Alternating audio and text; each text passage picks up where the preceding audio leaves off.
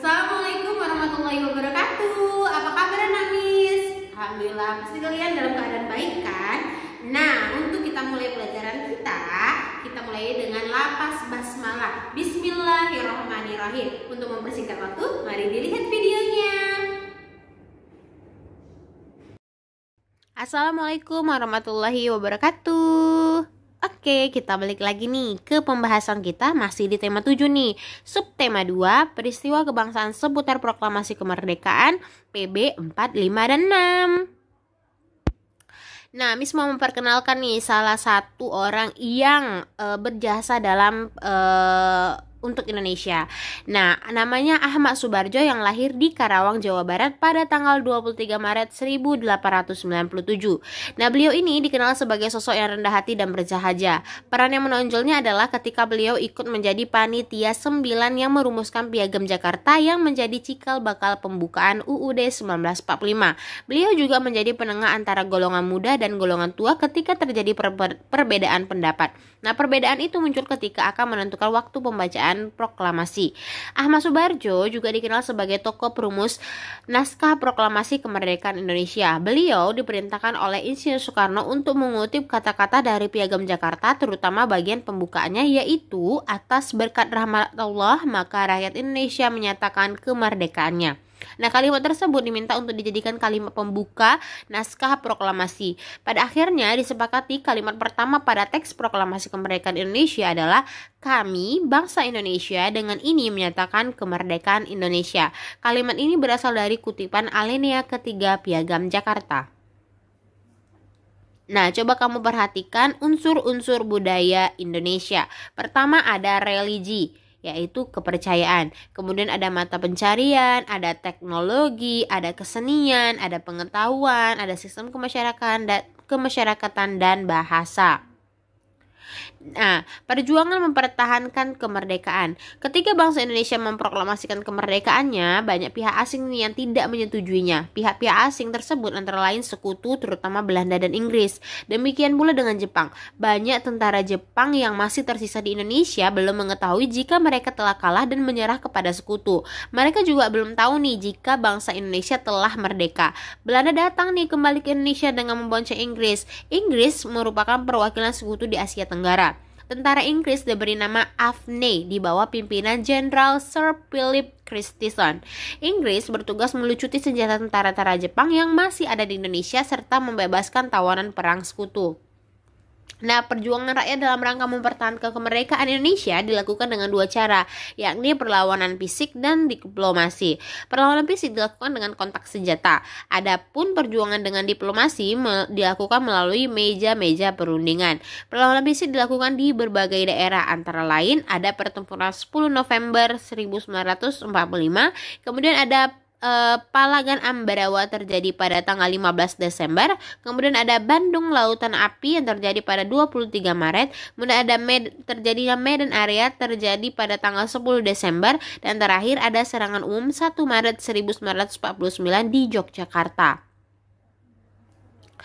Nah, perjuangan secara diplomasi juga dilakukan nih dari perundingan satu ke perundingan yang lain. Pertama ada perundingan Linggarjati yang diadakan pada tanggal 10 November 1946 di Linggarjati, Cirebon, Jawa Barat. Nah, perundingan ini menghasilkan Belanda hanya mengakui kekuasaan Republik Indonesia atas Jawa, Madura, dan Sumatera. Kemudian negara Indonesia Serikat terdiri dari negara Republik Indonesia, negara Indonesia Timur, dan negara Kalimantan. Kemudian negara Indonesia Serikat dan Belanda merupakan satu uni dengan nama Uni Indonesia Belanda yang diketahui Belanda. Kemudian ada perjanjian Renville. Perjanjian Renville ini terjadi pada tanggal 17 Januari 1948 di atas kapal USS Renville milik Amerika Serikat. Nah, hasil dari perjanjian ini adalah Belanda hanya mengakui daerah Republik Indonesia atas Jawa Tengah, Yogyakarta, sebagian kecil Jawa Barat, dan Sumatera. Yang kedua, semua pasukan RI harus ditarik mundur dari wilayah-wilayah diduduki Belanda. Yang ketiga, Belanda tetap berdaulat di seluruh wilayah Indonesia sampai diserahkan kepada Republik Indonesia Serikat atau RIS yang akan segera dibentuk. Perjanjian terakhir ada perjanjian Romney-Royen diadakan pada tanggal 17 April 1949 di Jakarta. Nah, Indonesia diwakili oleh Mohroem dan Belanda diwakili oleh Van Rooyen. Isi perjanjiannya adalah pemerintah Indonesia dikembalikan ke Yogyakarta, kemudian menghentikan gerakan militer dan mengembalikan tawanan. Republik Indonesia sebagai bagian dari negara Indonesia Serikat. Dan terakhir akan segera dilaksanakannya konferensi meja bundar. Peristiwa pengakuan kedaulatan Indonesia oleh Belanda. Nah, tindak lanjut nih dari perjanjian Romroyen adalah diselenggarakannya konferensi meja bundar atau yang disingkat dengan KMB. KMB dilaksanakan di Den Haag, Belanda pada tanggal 23 Agustus sampai 2 November 1949. Nah, delegasi Belanda dipimpin oleh Van Marseveen. Delegasi BFO atau Badan Musyawarah Negara-Negara Federal dipimpin oleh Sultan Hamid II. Adapun hasil KMB sebagai berikut. Pertama, Belanda akan menyerahkan sepenuhnya kedaulatan kepada Republik Indonesia Serikat pada akhir bulan Desember 1949. Yang kedua, penyelesaian masalah Irian Barat ditunda setahun kemudian setelah penyerahan kedaulatan pada Republik Indonesia Serikat. Dan ketiga, Republik Indonesia Serikat dan Belanda membentuk uni yang dipimpin oleh Ratu Belanda berdasarkan kerjasama sukarela dan sederajat. Keempat, Republik Indonesia Serikat harus membayar utang kepada Belanda sejak tahun 1942.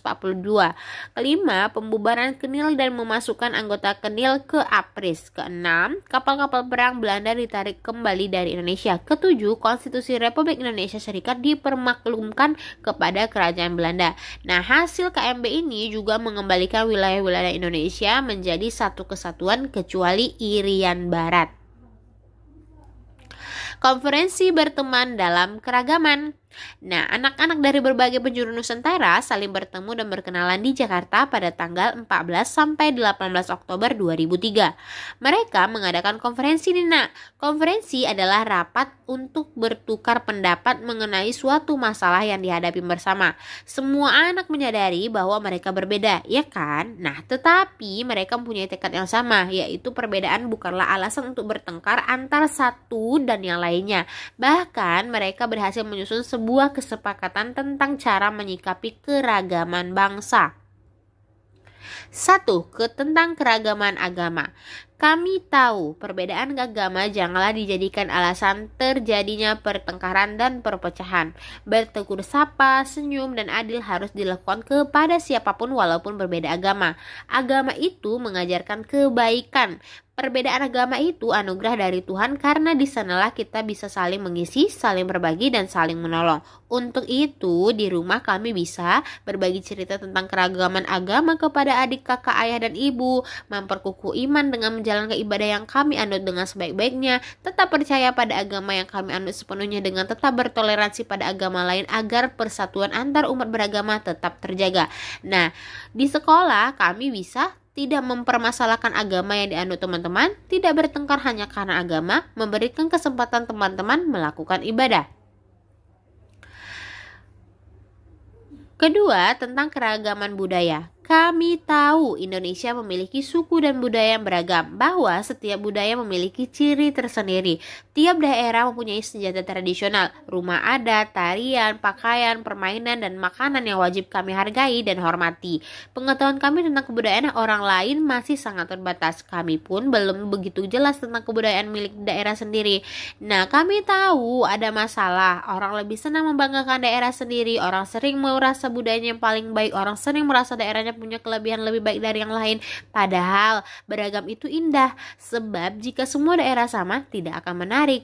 Nah, untuk itu di rumah kami bisa belajar dan bermain dengan teman dan sahabat pena dari bermacam-macam daerah, berlatih menari macam-macam tarian, belajar bersama ayah, ibu, adik, dan keluarga yang lain, mengajak tetangga untuk bermain congklak, petak umpet, engklek, enggrang, gobak sodor, dan permainan lainnya, mengajak teman yang baru pindah dari daerah lain untuk bercerita dan bermain bersama, mengajak bermain dan belajar bersama teman yang cacat.